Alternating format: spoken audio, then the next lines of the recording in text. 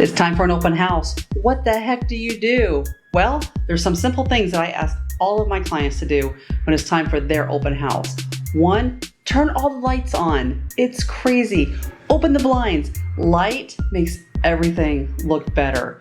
One of the things that I always ask my customers to do is to clean the windows. Make sure the windows are bright and airy and ready to just be see-through. Little trick I use is I always remove the screens from the windows because it just lets more light in. Light is definitely the key to everything.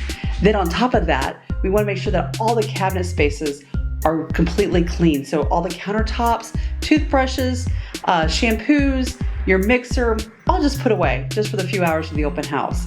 Make sure that we're talking to our neighbors about it, because believe it or not, our neighbors are our best source of a new lead to buy your house. And the reason why is that people want people to live by them, right? So if I hear that my friend's looking for a house, I'm like, oh my gosh, the Joneses house is coming on the market next week. The open house is Saturday. Please come. You exactly want that.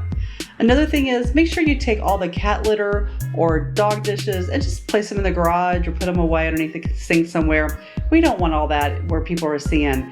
We want to make sure we have some good smelly things that are around the house to make sure the house smells like home. Now I know some people will disagree with me, but I also say leave your family photos up, because the whole reason we buy houses is on emotions. We very seldom buy houses on logic. And when we buy houses on emotion, we want that house to feel like home or to replicate what a home would feel like.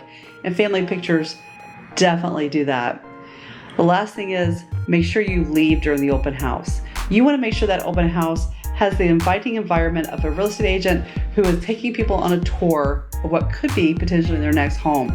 So you being out of the way gives potential buyers a lot of freedom to feel like they can look through whatever they want to look through. And yes, they will open your cabinets, I promise you.